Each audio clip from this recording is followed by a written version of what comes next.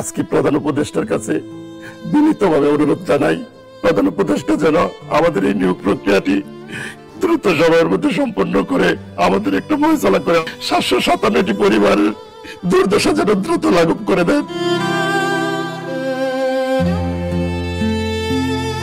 দীর্ঘ 17 বছর যাবৎ আমরা এই নিয়োগ বঞ্চিত আছি। এখনো আমাদের এই নিয়োগ 2005 সালে প্রক্রিয়া শুরু হলেও 2006 সালে যখন আমাদের এটা চূড়ান্তভাবে আমাদের সবকিছু কমপ্লিট হয়ে যায়, তখন তৎকালীন 111 সরকারের আইজিপি নূর মোহাম্মদ এবং বেনজির গং ফ্যাসিস্ট হাসিনার নির্দেশক্রমে আমাদের এই নিয়োগটি বাতিল করে।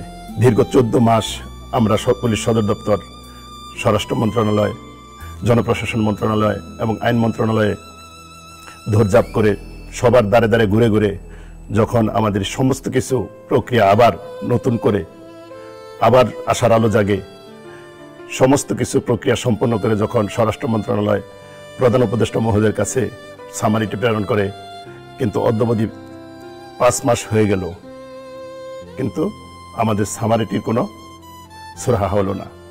এখন পর্যন্ত প্রধান উপদেষ্টা প্রমার্জনা করল না। আমরা অপেক্ষায় আছি কোন দিন সেই ক্ষণ আসবে যেদিন শুনবো প্রধান উপদেষ্টা আমাদের সামারিটি স্বাক্ষর করবেন।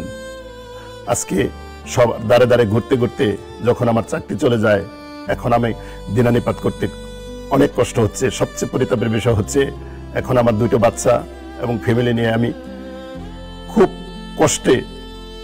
কষ্টে জীবনযাপন করতেছি।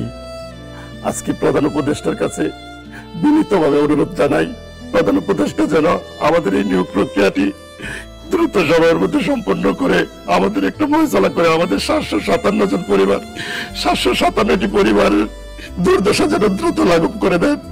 প্রধান উপদেষ্টার কাছে করজোড়ে বিনতি, প্লিজ প্লিজ স্যার, আপনি আমাদের প্রতি মানবিক হন। আমরা আর বৈষম্যের শিকার থাকতে চাই না।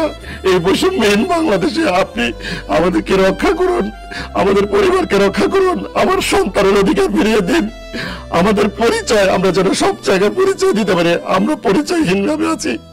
প্লিজ প্রধান উপদেষ্টার কাছে প্লিজ আমাদের করজোড়ে বিনতি।